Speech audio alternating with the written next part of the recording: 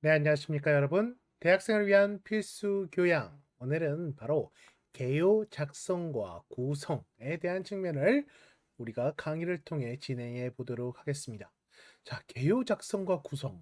어떻게 보면 글쓰기의 거의 모든 것이라고 할 수도 있을 겁니다. 가끔 이제 석사나 박사 때 경험을 살펴보면 이랬던 기억이 나요. 뭐였냐면, 목차를 만들면, 다 한 거다.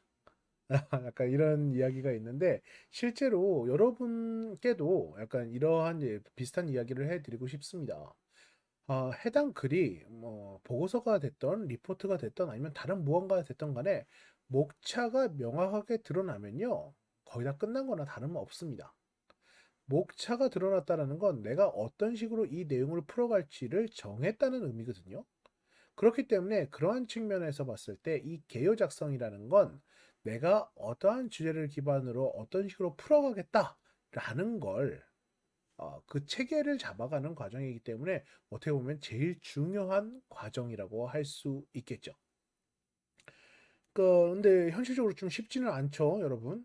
아시다시피 우리가 보통 글쓰기 할 때 많이 하는 방법이 뭐냐면 특히 보고서나 리포터 같은 걸 할 땐 목적이나 방향성이나 이런 것들에 대한 많은 고민 없이 과제가 나가거나 그 키워드를 교수가 제공하면 그냥 여러분이 인터넷이나 다른 자료를 막 수집해서 적당히 보기 좋게 구조화를 하고 그 구조화 속에서 이제 약간의 짜집기와 여러 가지 컨트롤 C, 컨트롤 V를 반복하면서 리포트가 완성이 되는데요. 문제는 그게 그냥 나열이 아니라 어떠한 길에 도달하기 위한 방향성을 갖고 접근을 해야 된다는 거죠. 어떻게 설명하면 좀 더 이해가 쉬울까요, 여러분? 이런 거랑 비슷해요. 왜냐면 목적지에 도착할 때 여러 가지 길이 있지 않겠습니까? 뭐 산을 넘을 수도 있고, 잘 닦인 도로로 갈 수도 있고. 그런데 이렇게 한번 설명을 해볼까요? 산길로 갈 때 이렇게 위로 쭉 올라가서 그냥 다시 밑으로 쭉 내려가면 돼요. 뭐 이렇게 설명하는 것과 내비게이션처럼 어디서 어디로 가고 어디서 어디로 가고 여기서 이렇게 돌아서 여기에 도착하면 됩니다. 라는 식의 설명이 있다라고 한번 가정을 해볼게요. 뭐가 더 알아듣기 편하실까요? 당연히 후자겠죠. 개요라는 건 이 길을 찾아가는 과정이라고 보시면 될 것 같아요. 내가 이러한 설득과 주장을 위하여 어떠한 길을 만들어 갈 것인가. 그걸 다루는 것이 바로 이 개요 작성이라고 할 수 있고, 이 개요 작성이 잘 돼 있어야만 보는 독자로 하여금 여러분의 의도대로 이 내용을 전달할 수 있게 된다는 겁니다. 자, 이 중요성 어떻게 인식하셨습니까? 자, 그럼 우리 지금부터 바로 이 개요 작성과 구성에 대해서 알아보도록 하겠습니다. 자, 이렇게 한번 살펴볼까요? 자료 수집 및 토론 과정을 통해 글쓰기 소재를 풍성하게 모았다 하더라도 이는 아직도 조합되지 않은 재료에 불과할 확률이 꽤 높습니다. 이러한 내용을 어떠한 순서와 방식으로 제시하는가, 어떻게 길을 설명하느냐, 어떻게 이 미로를 뚫어나가는가가 바로 이런 것에 따라 글의 질이 달라질 수밖에 없다는 것이죠. 따라서 이러한 내용을 체계적으로 조직하는 과정을 거쳐야 되고, 이건 어떻게 보면, 건물을 만들 때 건축에서 설계도를 작성하는 과정과 같아요. 그러니까 계획을 세운다 라고 생각하시면 조금 더 이해하기 쉬울 것 같네요. 글에 대한 측면이라고 한번 우리가 생각을 해보죠. 건축에서 잘된 집을 만들기 위해서 설계도가 필요한 것처럼 글쓰기 역시 완성도가 높은 글쓰기를 위해선 이러한 개요, 우리가 영어로 했을 때 아웃라인이라고 표현을 합니다. 한 편의 글을 집필하기 이전에 주제를 구체화하기 좋은 구상을 담아낸 예비 구조물, 그러니까 목차 같은 거라고 생각하시면 되는 거예요. 큰 글에서 어떻게 구조화를 시킬 것인가, 이게 바로 아웃라인 개요라고 할 수 있는 것이죠. 실제로 글을 쓸 때 구현해 나갈 작업 계획서, 뭐 이는 자연스럽게 목차의 주 재료가 될 확률이 높습니다. 이러한 본격적인 글을 쓰기에 앞서서 그 목차, 즉 이 개요를 작성하고 그 개요가 적절한지 적합한지에 대한 검토가 당연히 필요하겠죠. 약간 딱딱하게 느껴질 수 있겠지만 여러분 그냥 간단하게 생각해 주세요. 완성된 건물을 짓기 위해서 그 뿌리 기둥이 필요하잖아요. 필로티 같은 그 건물에서 필로티 같은 게 필요하듯이 여러분의 글의 완성도를 높이기 위해선 그 축들을 만들어 가셔야 된다는 겁니다. 어디에 그러니까 예를 들어서 그 축이 하나 빠지면 집 중앙에 있는 축이 빠지면 어떻게 집이 무너지는 것처럼 여러분이 적재적소에서 넣어야 될 그 개요라는 측면이 제대로 적재적소에 들어가 있지 않으면 어떻게 되겠습니까? 글의 완성도, 글의 설득력이 무너질 수밖에 없는 거죠. 그래서 이런 것들을 만드는 게 바로 개요, 작성이라고 할 수 있을 겁니다. 자, 그럼 이러한 개요가 왜 중요한지 제가 계속해서 반복해서 말하고 있죠. 왜? 전체적인 그 틀을 유지할 수 있다라는 것. 그다음에 개요가 있어야 중요한 내용을 빠뜨리거나 중복되는 것을 방지할 수 있다라는 거예요. 이런 경우는 꽤 많죠, 여러분. 특히 중간과제나 기말과제에서 여러분이 리포트를 내다보면 교수 입장에서 평가를 할 때 제일 많이 느끼는 것 중에 하나가 이거 아까 했던 얘기인데 왜 여기서 또 반복을 하고 있지? 뭐 이런 것들이 꽤 많아요. 그러니까 개요가 정확하게 잡히지 않으니까 해당 부분의 예시나 사례나 자료들이 A에 있는 자료와 B 파트에 있는 자료가 그냥 오버랩이 되는 거예요. 겹치는 거예요. 여기선 이만큼 갖고 저기선 이만큼 갖고 왔을 때 이걸 완전하게 본인 걸로 만들어서 구조화를 만들었어야 되는데 그냥 컨트롤 C 컨트롤 V 하기 바쁘니까 이런 측면에서 중요한 내용을 빠뜨리거나 중복될 확률이 높다라는 거죠. 자, 그리고 이 구조가 돼 있어야 여기선 이 파트에선 이 얘기를 해야겠다. 요 파트에선 이 얘기를 해야겠다. 이게 구조화가 돼 있어야 여기에 가장 적합한 자료를 갖고 올 수 있겠죠. 이건 어떤 의미냐면 약간 이런 거랑 비슷해요. 컨트롤 C, 컨트롤 V 형태의 자료 수집은요. 여러분의 의도나 목적에 따른 게 아니라 그 출처에 따라서 내용이 형성이 돼요. 그러니까 생각을 해보세요. A 자료에서 갖고 온 그 내용을 이만큼 넣어놓고 B 출처에서 갖고 온 내용을 이만큼 넣어놓는다면 그래서 이 사이에 교집합들이 있었을 때 여러분이 그걸 구분할 수 있느냐? 거의 구분을 못한다는 겁니다. 하지만 여러분이 궁극적으로 여러분의 의도에 따라서 글을 쓰실 때는 어떻게 하셔야겠습니까? 상대적으로 봤을 때 나는 이러한 주장에 관련된 자료를 A에선 이만큼, B에선 이만큼, C에선 이만큼 갖고 와서 이걸 기반으로 이 내가 말하는 파트를 탄탄하게 채워 넣어야겠죠. 마찬가지로 내가 주장하려는 어떠한 근거로서 B를 갖고 얘기를 하려면 이 B의 자료를 하나의 출처에서 갖고 오는 것이 아니라 여기에서 이 필요한 연관된 자료만 갖고 나타낼 필요가 있겠죠. 즉 이게 뭐냐면 글을 쓸 때 사용할 자료를 이 개요 과정을 통해서 미리 정할 수 있다는 거예요. 여기서 덧붙여서 글 각 부분의 분량 역시 안배가 필요하죠. 대표적으로 많은 학생들의 보고서나 리포트를 보다 보면 느껴지는 게 서론과 결론이 거의 없어요. 본론만 있는 경우가 많죠. 근데 상대적으로 봤을 때 본론의 내용은 거의 다 비슷하기 나름이에요. 그러니까 거의 다 비슷해요. 만약에 과제로 나온 건 뭐에 대해서 조사해보라. 뭐 약간 이런 내용이 나오잖아요. 그럼 여기서 여러분은 서론, 이 연구에 혹은 이 조사에 이 부분의 학습의 필요성에 대한 측면은 거의 언급을 하지 않고 수업에서 나타났기 때문에 교수가 요청했기 때문에 했다라는 식으로 정리가 돼요. 결론도 마찬가지예요. 그냥 여러분의 느낌을 쓰면서 끝나게 되는 거죠. 근데 대학생이 써야 될 글은 그렇게 접근을 하시면 안 될 거라고 생각을 합니다. 그럼 서론을 어떻게, 결론을 어떻게, 본론에서도 마찬가지예요. 단순히 본론이 그냥 모든 내용의 집합이 아니죠. 어떤 의도의 흐름의 길을 따라서 만들어갈지를 여러분이 정하셔야 되는 거잖아요. 그럼 그 길에서, 그 코너에서 여기서 여기까지는 이만큼, 저기서 여기까지는 이만큼 이런 것들이 필요할 겁니다. 예를 한번 들어볼까요? 뭐가 있을까요? 만약에 여러분이 어떠한 문제 해결을 위한 글을 쓴다라고 했을 때, 자, 좋은 글을 쓰기 위해서는 우리는 세 가지 방법을 써야 됩니다. 첫 번째는 첫 번째는 우리가 했던 내용으로, 첫 번째는 자료 수집, 두 번째는 개요 작성, 세 번째는 표현 방법. 이렇게 제가 글을 하나, 완성된 글을 쓴다고 했을 때, 세 가지 방법을 쓴다면, 이 세 가지 방법의 내용적인 측면이 비슷비슷해야겠죠. 양이. 나는 세 가지 방법이라고 말했고 첫 번째 건 뭐 세 장인데 두 번째 건 두 줄이고 이러면 말이 안 되지 않겠습니까? 방법이 세 가지면 각각의 세 가지 내용의 분량이 적절히 안배가 돼 있을 필요가 있다라는 거죠. 이해하셨습니까? 그러니까 이런 것들을 다 다루거나 이런 것들을 고려해서 작성을 하는 게 바로 이 개요라는 거예요. 자, 그럼 여러분 우리가 백날 말로 하는 것보다 한번 보죠. 개요 작성된 걸 한번 보죠. 자, 이렇게 목차 형태로 이제 구성을 했다라고 생각을 해주시면 되겠습니다. 자, 대항목이 있고 중항목이 있고 소항목이 있습니다. 세목도 있는데요. 표현이야 뭐 여러 가지로 나눌 수 있어요. 그냥 큰 제목, 대제목, 중제목, 소제목, 뭐 세부사항 뭐 이렇게 나눠질 수도 있겠죠. 어떠한 주제의 양에 따라서 이걸 대항목으로 갈지 중항목이나 소항목, 세목으로 갈지는 여러분이 정하셔야 돼요. 자, 그럼 이렇게 한번 예시를 들어보도록 할게요.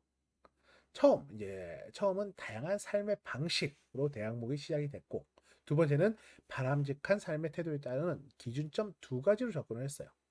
그리고 여기에 대한 중항목으로서 나의 태도와 방식이 다른 사람들을 불편하게 하거나 피해를 끼치지 않는가, 또는 내가 발전하고 성숙한 인간이 되는데 적절한가, 이런 게 이제 중항목으로 들어가게 된 거죠. 이 예시에서는 지금 현재 뭐가 있습니까? 대항목과 중항목밖에 없는 거예요, 현재. 왜 이렇게 하셨는가? 이거 같은 경우에는 이 글의 양이나 이 들어갈 내용의 분배에 따라 좀 달라지겠죠. 세 번째는 여러 가지 삶의 태도가 이 두 번째 대항목에서 제시한 기준을 만족하지만 대부분 실천하기 어렵다는 측면. 네 번째는 바람직한 삶의 태도가 갖는 가장 쉬운 방법. 무언가 덕분이다라고 생각하기. 뭐 약간 이렇게 돼 있고, 마지막 끝은 지금 글을 쓰는 것도 글을 읽어줄 너 덕분이다라는 식으로 글을 마무리했다라고 가정을 해 보도록 하겠습니다. 완벽하진 않지만 이 정도의 내용의 개요라면 실제로 두 페이지를 넘어갈 리가 없겠죠, 거의 다. 왜냐면요. 자, 구분되는 게 거의 한 문단일 확률이 높기 때문이에요. 지금 보시면. 이걸 대항목으로 나눈다. 이게 대항목 하나당 문단으로 나눌 수 있고 중항목으로도 이게 문단을 구분할 수도 있는데, 지금 현재 내용으로 봤을 때는 두 페이지라고 하면 대항목별로만 문단을 나누는 게 좋겠죠. 그러니까 처음 부분이 있고 두 번째 3, 4, 5가 있다라면 문단의 첫 번째로 생각하셔야 될 건 문단의 분배 아니겠습니까? 처음 다양한 삶의 방식이 있다. 네, 다양한 삶의 방식이 있다는 걸 우리가 예전에 그 자료 수집에서 했던 개인의 경험이든 케이스든 설문조사나 통계든 이런 내용으로 해당 부분에 다양한 삶의 방식이 있다는 걸 드러내야 되는 것이고, 두 번째, 이 내용이 첫 번째 문단, 이 대항목에 나와 있다면, 첫 번째 개요에 들어가 있다면, 두 번째 개요에서는 이제 내 흐름을 잡아가는 거죠. 자, 여기서 여러분 보세요. 이 흐름을 잡아간다는 게 어떤 거냐면, 결국 시작과 끝의 측면에서 이게 형성이 돼 있어야 된다는 거예요. 다양한 삶의 방식으로 시작을 했지만 결국 내가 하고 싶은 말은 뭐야? 덕분이다라는 거예요. 그럼 이 덕분이다라는 걸 글을 읽는 사람이 받아들이게 하기 위해선 어떠한 루트로 글을 쓰는 게 좋을 것인가? 이걸 구조화한 게 바로 이 방식이라는 겁니다.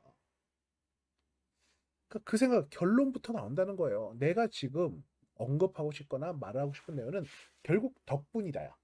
이 덕분이다를 최적으로 접근하기 위해서 그 길을 내가 이렇게 잡은 거죠. 처음엔 다양한 삶의 방식을 말하고, 두 번째는 삶의 태도에 가진 기준점 두 가지를 말하고, 세 번째는 실천하기 어렵기 때문에 네 번째 이런 생각을 해야 된다. 다섯 번째 그걸 마무리하는 단계로. 자, 이해하셨습니까? 쉽지는 않아요, 여러분. 쉽지는 않습니다. 개요를 작성한다는 게 그렇게 쉽지 않죠.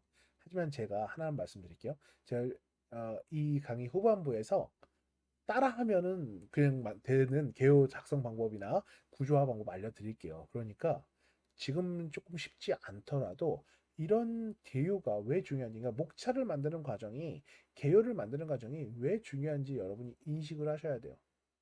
여러 루트의 길 중에 가장 쉬운 길, 내 목적을 위한 가장 쉬운 길로 접근하는 것, 그게 바로 개요고, 여러분이 추후에 어떤 글을 작성하시기 전에 꼭 미리 만들어 봐야 될 내용이 바로 이런 것이라는 것. 그걸 꼭 기억하시기 바랍니다. 다음으로 한번 가볼까요? 개요는 두 가지 형태로 나눠져요. 예, 화제 개요가 있고 문장 개요가 있습니다. 화제 개요는 화제를 나타내는 단어나 그러니까 약간 소제목 같은 걸로 표현하는 거라고 생각하실 수 있어요. 짧은 글이나 단순한 구조에 적합해요. 이걸 거의 어떻게 사용하냐면 이걸 갖고 목차로 활용을 하죠, 보통. 화제 기호라는 거. 그러니까 글을 완성하는 목차로 이걸 거의 다 활용을 하고 이 내용을 보면 아, 이게 이 내용이구나. 글의 내용을 한눈에 파악할 수 있고 작성하기가 쉬운 방식이라고 생각하시면 됩니다. 이 개요라는 걸 제가 앞서서도 이제 개요를 얘기하면서 자꾸 목차 얘기를 했지만 일반적으로 이 화제 개요만 만들어 놓는다고 하더라도요. 여러분이 어떠한 구조의 글을 만들어 갈지가 거의 다 이제 대충 윤곽이 잡힌다라고 볼 수 있어요. 그럼 윤곽을 더 구체화하는 과정이 바로 이 문장 개요인 거죠. 이 개요가 예를 들어 화제 개요가 딱딱 제목만 키워드만 나와 있다면 문장 개요는 뭐겠습니까? 아, 이게 지금 이러이러한 내용을 여기서 나타낼 거야 라는 걸로 완벽한 문장의 형식으로 개요를 작성하는 것입니다. 많은 정보를 담고 있으며 개요의 내용 요소 간의 흐름이나 관계를 파악하기가 매우 용이하다라고 볼 수 있죠. 음, 여러분은 그럼 뭘 하셔야겠습니까? 화제 개요를 통해서 윤곽을 잡고 문장 개요를 통해서 그 윤곽을 훨씬 더 두껍게 진하게 최종적인 선을 만들어 간다라고 생각을 해 주시면 좋을 것 같아요. 그럼 이 화제 개요와 문장 개요의 차이 이렇게 한번 볼까요? 자, 예시를 한번 보겠습니다. 자, 화제 개요, 서론, 그 다음에 뭐였습니까? 여기 밑에 5번에 결론이라고 나와 있죠. 서론이 있고 결론이 있어요. 그럼 중간에 2, 3, 4가 본론이겠죠. 본론을 크게 세 구조로 나눴습니다. 고려화 사회의 원인, 고령화 사회의 문제점, 고령화 사회 해결 방안 모색, 이 세 파트로 나눴습니다. 이게 보면 대주제라고 볼 수 있겠죠. 이 대주제에서 그럼 각각의 분량 비슷해야 될 필요가 있겠죠. 고령화 사회의 원인이라는 걸 중제목으로서 의료기술의 발달, 저출산이라는 제목을 설정했습니다. 고령화 사회의 문제점이라는 측면에서 인구 구조의 변화, 국가 경쟁력 약화, 노인들의 삶의 질 저하로 구분을 했고요. 문제 해결, 해결 방안 모색에선 저출산 문제 해결과 삶의 질 향상이라는 대안책을 기반으로 접근을 했죠. 우선 여러분이 이러한 화제 개요만 갖고 우리가 한번 간단하게 설명을 해보자면 이 화제 개요를 기반으로 이렇게 가셔야 되는 거예요. 각각 이 중제목들은 중제목에 있는 내용들 하나, 둘, 셋, 넷, 다 7개는 양이 비슷해야 됩니다. 최소한 이 정도 내용을 어느 정도 학술적인 측면으로 다루려면 하나당 한 페이지 정도는 나와야 되겠죠. 아무래도. 그러니까 이런 형태, 그러니까 내가 어떠한 주장을 위해서 이런 부분의 흐름으로 잡아가겠다라는 게 이제 설정을 하는 게 화제 개요라면 문장 개요라는 건 뭐냐면 내가 여기서 뭘 하겠다, 어떤 얘기를 중심으로 이끌어 나겠다. 그러니까 이 파트의 주장문 혹은 중심문이 뭔지를 설정하는 거라요. 서론 같은 경우에 보면 자 이렇게 고령화 사회가 빠르게 진행되면서 여러 문제가 나타나고 있어 해결책 모색이 필요하다. 필요성이죠. 제가 앞서도 말했지만 서론은 뭐라고? 여러분이 이 글을 쓰게 되는 필요성에 대한 측면이 나타내야 될 필요가 있어요. 자, 이 해결책의 모색이 필요하다라는 말을 이 측면을 내가 주장을 하기 위해서 설득을 하기 위해서 흐름을 어떻게 잡았느냐? 원인과 문제와 해결 방안이라는 그 루트를 만들어 간 거죠. 그래서 원인 동일합니다. 대제목은 원인이에요. 의료 기술 발달이 화제 기회였어요. 그럼 이거 여기서 내가 무슨 말을 하고 싶은가? 바로 의료 기술 발달과 생활 수준의 향상으로 수명이 연장되었다. 그러니까 앞에가 키워드만 있다면 지금 여기서는 내가 연장되었다라는 말을 하고 싶은 거예요. 이 말을 구체화 문단 형태로 바꾸기 위해서는 뭐 자료 수집이 될 수도 있고 개인의 경험이 될 수도 있고 이런 것들이 이 문단에 들어가겠죠. 하지만 결국 하고 싶은 말은 뭐야? 수명이 연장되었다라는 측면입니다. 두 번째는 저출산으로 노인들의 인구 비중이 상대적으로 증가했다. 마찬가지죠. 저출산이라는 화제 계획에서 이 주장을 하겠다는 얘기입니다. 나머지 부분도 마찬가지예요.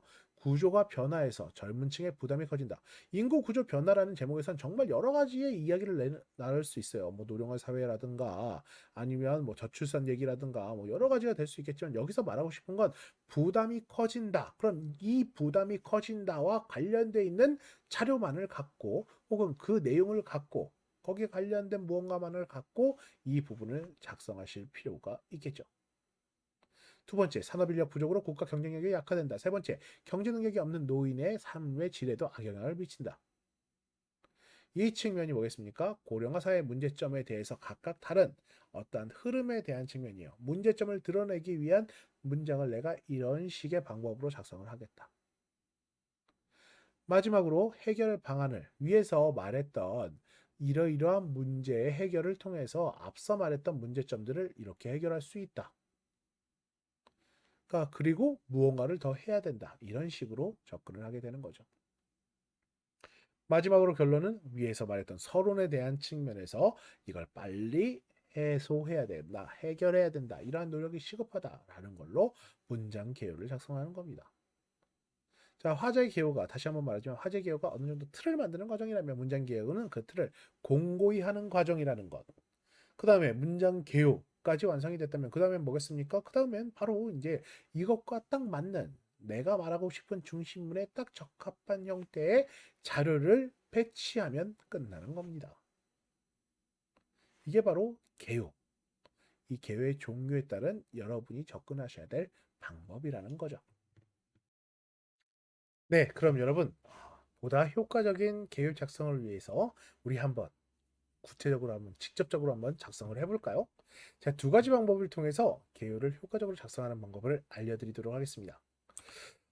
제가 여러분들께 알려드릴 첫 번째 방법은 바로 이거예요. 무작정 한번 따라해 보시면 머리에서 이제 구조를 처음 윤곽을 만들어내는 과정이라고 생각을 해주시면 될 것 같습니다. 저는 글을 쓸 때, 그러니까 이건 제 방법이에요. 이렇게 써요. 이렇게 쓴다는 게 뭐냐면 이런 순서로 씁니다. 자, 한번 볼까요? 결론, 단락, 필요, 근거, 사례, 제안. 자, 이게 뭘 의미하는 거냐면요. 이런 순서로 저는 글을 만듭니다. 첫 번째는 결론부터 쓰라는 것입니다, 여러분. 이게 정말 우리나라 사람한테는 정말 쉽지 않은 부분이에요. 그러니까 내가 어떤 주장을 할지 키워드 단계가 아니라 정확한 주장이나 설득에 대한 결과, 그 부분의 결론부터 작성을 하라는 겁니다. 문장이나 문단의 완성을 쓰라는 게 아니라 내가 지금 무슨 내용을 기반으로 접근할 건지 그걸 선택하라는 거죠. 어떻게 보면 방향성을 설정하라는 것과 같습니다. 교수가 여러분에게 어떠한 보고서나 리포트를 제출하라고 할 때는요, 키워드를 던져주죠. 그 키워드에 대해서 여러분의 주장을 뽑아내는 게 바로 이 결론인 겁니다. 이 결론은 중간 단계에서 바뀔 수도 있어요. 구체적인 용어나 방식이 조금 바뀔 수도 있습니다. 하지만 우선적으로 접근하셔야 될 건 무엇이냐? 내가 이러이러한 글을 쓰겠다, 이러이러한 주장을 하겠다라는 결론이 먼저 나올 필요가 있다는 거예요. 두 번째는 뭐냐면, 두 번째는 바로 단락을 형성하는 거예요. 단락. 저는 개인적으로 5단락을 추천드립니다. 이 5단락이라는 건 뭘 의미하는 거냐? 바로 이거예요. 도입, 서론, 본론 1, 본론 2, 결론. 기본은 5단락이지만 본인이 주장하는 흐름에 따라서 본론이 뭐 1, 2, 3, 뭐 4까지도 나눠질 수 있겠죠. 이 측면의 흐름을 잡아가실 필요가 있다라는 겁니다. 그럼 각각에 대해서 뭘 써야 되느냐? 첫 번째, 서론은 필요성이라는 측면이에요. 왜 내가 이러한 글을 써야 되는가? 물론 교수가 시켰으니겠지만 이러한 주장을 할 필요가 있다라는 그러한 근거로 접근하는 게 좋겠죠. 그게 개인이 경험이 됐던 케이스가 됐던 이것 때문에 지금 우리가 이 내용을 알아야 될 필요가 있다. 이 측면으로 접근을 할 필요가 있다는 거예요. 본론은 보통 근거, 앤 사례로 접근을 하게 됩니다. 근거라는 건 뭐냐면 내가 이 주장을 하기 위한 근거가 되는 것들, 그리고 사례가 되는 것들, 근거가 된다는 건 객관적인 측면의 자료라는 걸 의미하는 것이고, 사례라는 건 직접적인 경험을 의미하는 거예요. 가능하면 이 두 가지가 같이 연동이 됐을 때 여러분의 설득력이 올라갈 수밖에 없겠죠. 누군가는 객관적 자료만을 근거로 하고 누군가는 주관적인 경험만을 근거로 합니다. 이상적인 건 그 두 가지가 같이 나왔을 때, 그리고 같은 방향을 봤을 때가 의미가 있다라고 할 수 있을 거예요. 마지막은 결론은 뭐냐? 정리와 제안이라는 겁니다. 처음에 말했던, 우리가 처음에 잡았던 그 방향성에 대한 측면과 앞선 내용들을 정리하고 그렇기 때문에 반복을 해서 이렇게 제안을 합니다. 이렇게 생각을 합니다. 라 마무리하는 것이 바로 여기서까지 말한, 지금까지 말한 무작정 따라하는 이 계율을 잡아가는 단계라고 볼 수 있을 겁니다. 자, 그러면 조금 더 구체적으로 접근을 해 볼까요? 구체적으로 접근을 위해서 제가 제안을 드린 건 이 문장 개요 카드예요. 그러니까 16개의 문장을 우리가 하나 만들어 보자는 거죠. 이 문장 개요 카드라는 건 쉽게 말하면 여기에 부합되는 내용을 여러분이 하나하나 작성을 하면서 여기에 관련된 문장을 하나하나 작성을 해 가면서 한 단계 하나의 완성된 글을 만들어 보자는 겁니다. 흐름은 약간 이렇게 돼 있어요. 그런데 문장이 좀 딱딱합니다. 제가 조금 이따 이제 예시를 들어가면서 한번 얘기를 해 드릴 건데 이 측면에서 1번부터 16번까지의 문장을 내가 원하는 주제에 대한 측면으로 흘러가면서 한번 작성을 해 보도록 할게요. 자, 한번 가볼까요? 자, 첫 번째 흐름은 뭐냐? 그래서 무엇을 다룰 것인지에 대한 흥미로운 방식의 소개 문장입니다. 지금 어떤 글을 쓸 거냐면 바로 무인경비 시스템이란 키워드와 관련돼 있는 측면에 있어서 글을 쓸 거예요. 첫 번째 이제 도입을 하게 되는 거죠. 최근 서울대학교에서 경비원의 업무를 기계로 대처하는 무인경비 시스템을 도입하여 사회적으로 이슈가 되었다. 흥미로운 방식으로 문장을 이러한 키워드를 소개하고 있습니다. 두 번째, 자신의 견해에 대한 명시적 진술 문장. 이건 뭐냐면 내 주장이에요. 결론인 거죠. 설득하는 난 이런 얘기를 할 거다라는 거예요. 뭐냐? 무인 경비 시스템의 도입은 여러 가지 사회적 문제를 고려하지 못한 않은 과정으로서 현재 시점에서는 옳지 못하다. 그러니까 안내를 하는 겁니다. 무인 경비 시스템이 가지는 문제점을 사회적 현상과 함께 살펴보고자 한다. 지금 옳지 못하니까 이런 측면에서 살펴보고자 한다. 이건 뭐겠습니까? 내가 지금 이러한 내용에 대한 측면을 살펴볼 거야 라는 안내 문장이라고 할 수 있겠죠. 자, 그래서 여기서 이 주장을 지지하는 근거에 대한 측면의 문단이나 이 내용이 나오기 시작할 겁니다. 경비원의 업무는 과거와 달리 전통적인 경비 업무에 제한되지 않는다. 부연으로 과거 건물관리, 외부인의 감시로 그치던 경비원의 업무는 최근 조경관리, 청소, 택배 업무 등으로 매우 다양한 세분화하게 되어 있기 때문에 단순 기계 대체로는 감당이 어렵다. 예를 들어 보여주는 예시가 들어가는 것이죠. 석관동 두산 아파트의 경비 업무는 칼갈이까지도 포함된다 라면서 해당 부분에 있어서의 문장으로서 표현을 하고 있는 상황입니다. 일곱 번째, 첫 번째 근거가 다양한 업무에 대한 거라면 이제 두 번째 근거를 갖고 접근을 하게 되는 거죠. 기계에 의한 경비 업무 대체는 추가적 고용을 필요로 하여 경제적 손실을 불러온다. 이게 이제 두 번째 내용인 겁니다. 조금 전에 말했던 4, 5, 6이 하나의 문단으로서 형성이 될 수 있을 것이고요. 또 7, 8, 9가 또 다시 또 다른 측면으로 접근을 할 수 있겠죠. 기계에 의한 경비 업무 대체는 추가적 고용을 필요로 하며 경제적 손실을 불러온다라는 핵심 문장과 이를 부연하는 현재 기술 발전 단계로는 기계가 인간이 담당하는 경비 일을 모두 대체하기엔 한계가 있다. 여기에 대해서도 더 구체적으로 부연을 할 수 있을 겁니다. 따라서 경비 업무 이외의 경비원의 일은 또 다른 노동의 고용을 필요로 하여 경제적 손실을 일으킨다. 이것도 완벽한 형태의 문장이라고 말하기 어렵겠죠. 왜냐하면 이것도 이거 개인의 생각이지 뭐 근거 같은 게 없으니까. 하지만 이 부연 문장을 좀 더 늘리거나 구체화된 예시를 사용하는 것도 하나의 방법이 될 수 있을 거예요. 자, 여기 보시면 10, 11, 12도 마찬가지겠죠. 어떠한 이 그 세 번째 근거에 대한 내용을 문장으로서 이렇게 표현을 한 겁니다. 지금 보시면 이제 4, 5, 6, 7, 8, 9, 10, 11, 12 이런 식으로 각각의 세 가지 근거에 대해서 접근을 하고 있는 거죠. 또 다른 측면, 그럼 13번째는 뭐가 나왔는지 볼까요? 자신의 주장에 대한 예상되는 반론 언급. 이건 왜 나오겠습니까? 실제로 어떠한 설득이라는 건 100%날 따라라 라고 말을 했을 때 그렇게 따라가 올 사람은 거의 없어요. 그러니까 그 발언에 대한 위험성에 대한 보완책 같은 것들도 필요하다는 거죠. 그러니까 여기서 말하는 건 자신의 주장에 대해 예상되는 반론 언급을 내가 미리 해놓는 겁니다. 4차 산업혁명의 영향으로 새로운 일자리 창출이 발생하기에 없어지는 일자리만큼의 부족분의 보충이 가능하다. 노인계층의 일자리 문제는 복지 정책으로 이 부분에 있어서 반론은 이렇게 해결할 문제다.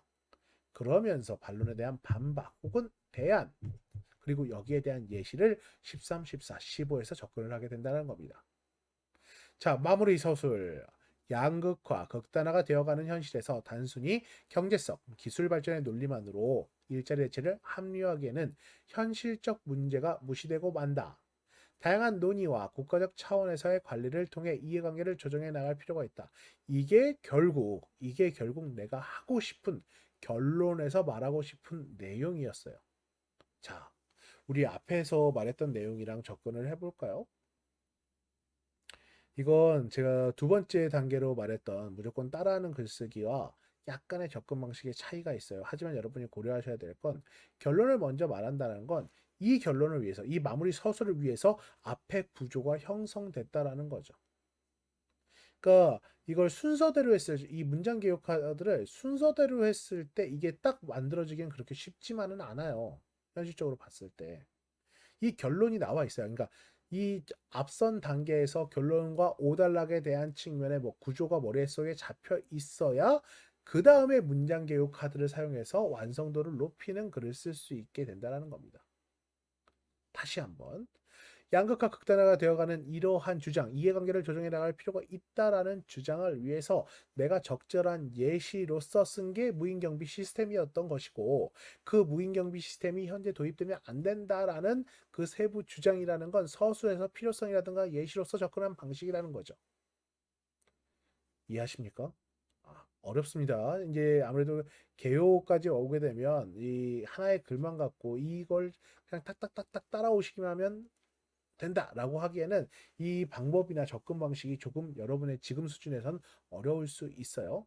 하지만 우리가 고려해야 될 건 뭐다? 한번 해보는 게 중요하다라는 거예요.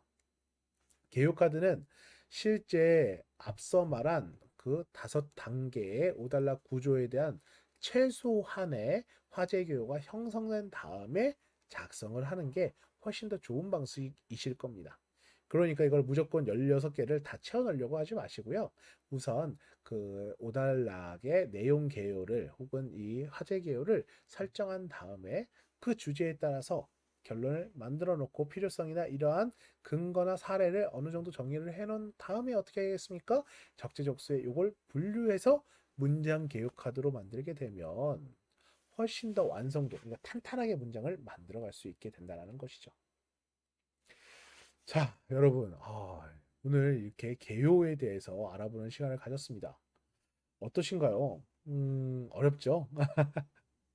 글쓰기 쉽게 알려주신다고 했는데 왜 이렇게 어렵네요? 라고 답을 다실 것 같은 불안한 마음이 듭니다만, 그럼에도 불구하고 제가 알려드릴 건 뭐냐면, 그러니까 모든 걸 원하는 게 아니에요, 여러분. 그냥 찬찬하게 따라와 주세요. 오늘 이 개요에서 여러분이 기억을 하셔야 될 건, 제일 중요한 건 그 오달락 구석과 화제 개요를 설정하는 방법입니다. 이걸 또 문장 개요로 만드는 건 그 16가지 문장 개요 카드를 통해서 만들면 되긴 하시겠지만 그렇게 쉽지 한 번에 우리가 만족할 만한 내용이 나오긴 어려워요. 그렇기 때문에 이건 다음에 어떤 주제에 대한 실습 과정을 통해서 찬찬히 하나하나 만들어가는 연습을 해보도록 하겠습니다. 네, 오늘 개요 구성 수업 여기까지 진행하도록 하겠습니다. 네, 수고 많으셨습니다. 감사합니다.